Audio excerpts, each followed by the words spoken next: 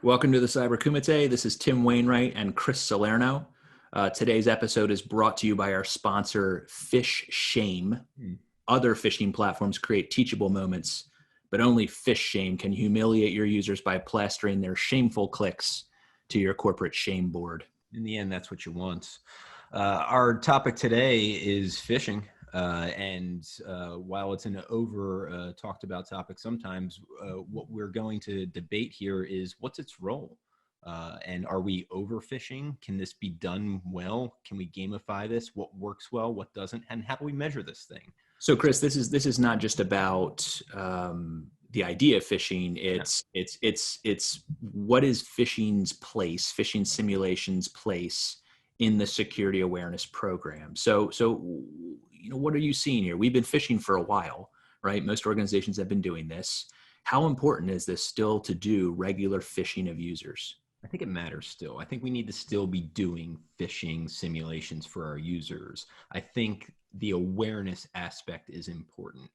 Users need to understand that when they see an email, there are certain things to pick out of that email that their eyes should go to every time to say, all right, I'm looking for, is someone asking me for a piece of sensitive information? Is someone asking me for something that they shouldn't be? Is the link I'm about to click the real link? How do I hover over it? Those types of things I think are important. You really want to reduce the nuisance hits of phishing. They come in and your employees should be able to recognize them and send them to the fish button and go from there. So let me challenge you. Is this the right tool for this? Because if we're doing phishing simulations, or the users don't know it's coming, so they don't know we're trying to teach them while we're doing it. Is that still a good approach? We're surprising them and hoping that they pick out some things that may be hints, but they don't actually know that they're being taught. So is this really the best way to get across how to pick out a phishing attack? Well, they should know they're being taught as soon as the phishing test is conducted. They click the link or they open the attachment and they are brought to the teachable moment page. The teachable moment is teaching them and then tells them what they got wrong. Okay, so here's the other thing that I've seen here. I feel like maybe it's just me, but are we overfishing? Are we doing this too often to our users? I think we might be in some cases. We have a thing that happens in security operations centers in the SOC that we call ticket fatigue. And that's when we get so many tickets about the same thing that the SOC analysts look at it and say, this is false positive, this is false positive, this is false positive. And the problem is in one of those, it was a true positive. But they dealt with so many of the false positives that looked almost exactly the same that they missed the true positive. So my thought is don't do it too much. I don't know what the good frequency is. What do you think how often should we be doing this thing? Oh, for me, so I think we're way over phishing. Way over.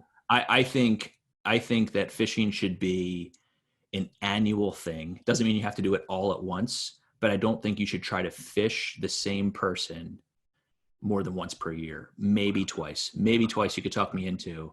But this idea of doing this quarterly or monthly, like to me, it's just bananas. And one of the things that really got me thinking about was actually a few years ago.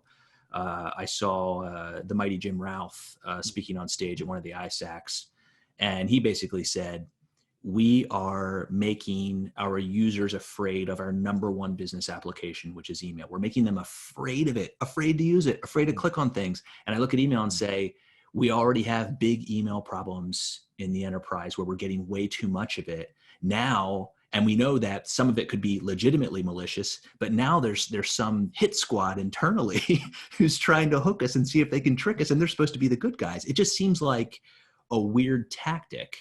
And my question, and so my question goes back to, why should we do this? Like, is there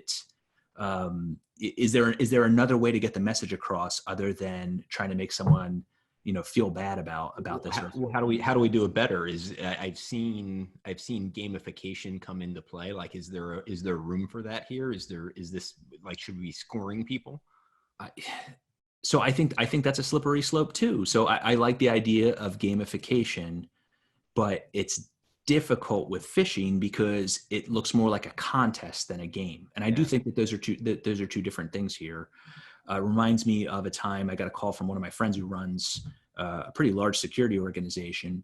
And I think that they painted themselves into the corner this way, where phishing and phishing exercises and the metrics can come from it, compared to a lot of the other metrics that get presented to senior management. It's really easy to understand. You present that metric once and the board's like, whoa, we get this. We want to see this every quarter. And that's probably how it happens in the first place. But what happened here is this organization was phishing so much because it was such a popular metric, that they started to basically scoreboard by business unit. Ooh. And that's when it turned into a contest. Here's what really happened. My friend calls me and says, Tim, I have a problem. We just did our phishing exercise and we had really bad results. I was like, okay, so that'll happen. You increase the sophistication, like, careful what question you ask, right? And he said, but the real problem is my own security team scored lower than a lot of the other teams. I'm like, oh man, like you're going to have to fall on your sword for that one. Because, and to me, it just showed, and there's not even like a really good way out of that other than to, I don't even know how you dial back that metric over time, but it became a contest. And the problem is it made them look stupid because they're the ones who are supposed to be the experts. Right. So at the very least, don't do it by business unit because that could happen to you too. So how do you measure it then? Like you've got the program, say even you do it once or twice a year, the board still wants to know what the stats are. Like, what are you telling them? What are you measuring this thing on? Well, I think that's the broader question of what are effective security awareness metrics. And I'm saying do it once. Don't break it up by business unit. Don't name names, give percentages. And it gives you an idea for once a year, again, maybe twice a year, taking a measurement and saying, do we have an idea of whether people are getting it? But I'd rather focus on showing them examples, or having through classrooms, showing them phishing, circling the things. I remember you and I did this 10 years ago with one of our clients, where we were doing classroom style security awareness training, showing business users, not just IT, but everybody, this is what these scams look like. And I thought that was pretty effective. I thought drilling in on that, hearing the stories from us. Now, the problem with that type of thing is the scalability. Yeah.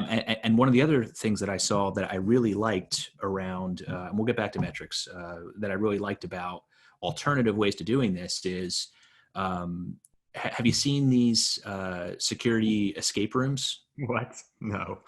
So I think it's a thing, right? Or it was just a weird dream that I had. But it was last year where this was kind of a thing, and there was at least one company that was like the security escape room company. I don't know who they are. I don't know if they're still in business because we're not hearing much about this, so they're probably not. Probably not. Sorry about that. You should have had a more lasting idea, I guess. Maybe they're still out there. Okay. But one of the things I think is cool about this is I've seen organizations do this in-house, and it's fun to put together, where you have a series of clues, and you kind of go one room at a time, and it's everything from looking at a desk and seeing that there's passwords behind a picture, and then they kind of increase in sophistication. So I actually the ones that I saw I thought were pretty clever, and to me that's a way to gamify this that isn't blaming people, that isn't making people look or feel dumb. Sure, but that was overall security awareness, not necessarily phishing awareness, and so awareness, of course, important, and I think that does it there. But there's also the other side of this. We've got to look at the technology side of the fish, and I don't think either of us agree that you can stop phishing. You can't stop it 100%, and that's not the control you're trying to reach. And even if you got your users as smart as can be, and even in your example, the security team doing worse than the rest of the business units, proves that phishing can't be solved at the human level. Mm-hmm. There's the side of it from what can the attacker do with the credentials once they get them, or what can they do once the person clicks? Are you preventing that email from making it to the inbox in the first place? Where should we focus? What rights do the users have on their laptop? Are they all admins? Like, should they have admin? Do they have the right to install ransomware and have that propagate? Are you limiting PowerShell and macros enabled and all that stuff? That there's a back end to this entire phishing thing that security needs to handle in addition to the entire awareness. So what you're saying is, should we phish the user is really asking the wrong question. Right. So there's a different question to ask. And I've asked this question to some of the CISOs and security leaders that I've talked to over the years, when they say, you know, we're going to do a pen test this year or whatever, and we're interested in doing phishing simulation. So the first thing I say is, well, do you already do phishing simulation? You don't need a consultant to come in and reproduce that activity necessarily if you're already doing it. Question one. Question two, what are you trying to answer the question, will someone click? Or are you more interested in the question of what happens when they click? Yes, yeah. Because if you're telling me that will someone click, the answer is maybe. Let me cut to the chase for you. The answer is yes, they will click. So now, do you need to know how many people or what percentage of people will click? Because if you really need to know the answer to that question, then do it. But if you don't, and you understand that it probably only takes one bad click, then that's what we should be focused on. And I think that's where you're going. So how do you answer that question, Chris? How do you answer the question of not will they click? Answer yes. What happens if they click? What's a better way to assess that? Maybe we're outside. Maybe we're saying that coming a little bit back full circle, that is phishing users really the best way to approach this problem when we know it's always going to happen? Is really the bigger job, security's job, to do prevention and detection once that bad email enters the environment. Yeah, let me be clear. I don't think it's the best way. I think it's a good control, and we should keep it, defense in depth and all that good stuff. But what you should really be doing is throwing a barrage of technical tests at your one user that's got a standard workstation, and say, did you get these 20 links? And what about these 25 attachments? Which ones made it through the mail gateway? Which ones got eaten by EDR? Which ones made it through, established a C2 channel? And by the way, if it did do that, did anybody see it do that? There's lots of things to answer around this. You should be answering metrics around success of the fish making it through those technologies, rather than the success of your users clicking on that link. Yeah, because you know that the well-crafted attack is going to get through. What you don't know is how well is your control stack going to respond. So this is purple team stuff, and I agree. The last thing we were looking at, as part of this, and this is because it's so recent now, is what we've seen related to COVID attacks based on phishing. Have you in your talks with CISOs, have you seen them or have you heard them say, yes, we're experiencing way more phishing now? Or is it basically, hey, this is another world event, and of course we just deal with this? Yeah, no, for sure. I think that we've seen a lot of stats. We've seen in our own work an increase in email attacks that are COVID themed. There's lots of advisories and that are out there now about specific things. Even I saw fake Zoom downloaders that are hosting malware. All that stuff's happening. I mean, we saw Google said something like 350% uptick in attacks. Barracuda said double that. So there's a lot more COVID themed stuff going out there. I'll throw it back to you. What can we do? I mean, one of my, here's a harebrained idea. One of my ideas is, and I've never been a content developer. I was more on the red side. Although I would like to be a content developer if I can one day.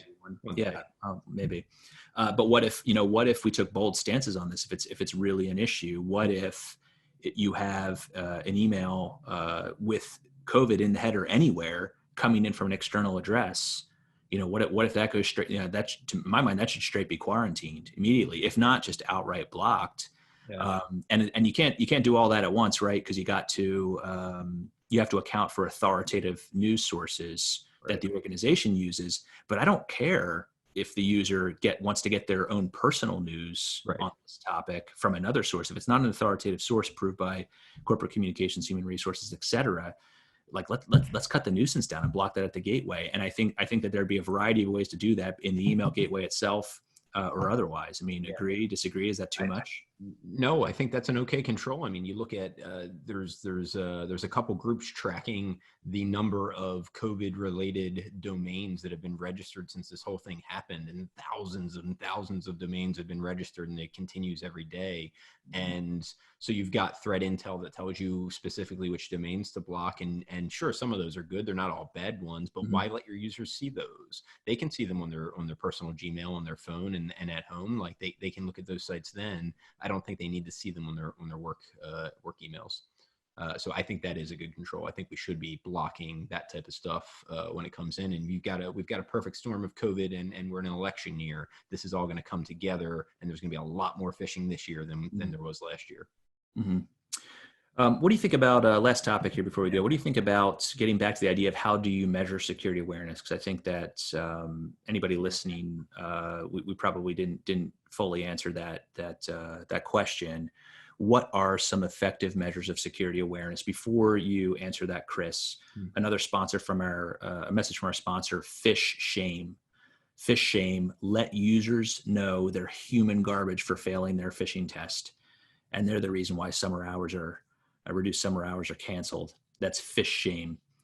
Chris, what are some of the kind of, even if they're old school things, what are some of the classic measures where we can inform senior management about how well the security awareness program is going? Well, overall security awareness can be measured in a lot of ways, and some of it has to do with the technology that you're enforcing. We mentioned before what's useful once a person clicks, of course, but also how strong are your passwords across your domain. And you could be enforcing, 16-character passwords, but look at what your users are choosing. You could do a password crack, understand what types of statistics you can get out of that. What's the Do you see a lot of organizations do that? Because to me, that still seems kind of controversial. I mean, we've been asked to do it, but then there's some organizations that would say, "Oh no, definitely don't touch that stuff. We don't want to know." Yeah, I'd say we still see a good amount do that internally and do it themselves. And it's not to match up the username with the password. That's not the idea here. It's just to get an overall idea of where are we from a password standpoint? How easily guessable is our password base? And should we consider doing blacklisting of certain names, like the name of our company and other things? So I think there's other old school things you can do, but really it comes down to testing yourself from a technology standpoint. Providing those types of metrics are more useful than providing the metric of how many people clicked and how many people opened the attachment. Right. Well, how about this old school metric? How about just attendance? Attendance at mandatory onboard hiring for security awareness training and then reoccurring. Like, yeah, I mean, you want to know if people got the message, right? Right. Yeah. Well, were they in their seats? Were they paying attention or not? Is another thing. But whole different thing. All right. Well, I think that's all the time we have for today. Thanks for joining us. This is Tim Wainwright reminding you that I taught Chris everything he knows. And this is Chris Salerno, and yet I can't seem to teach Tim anything about sports. Thanks all.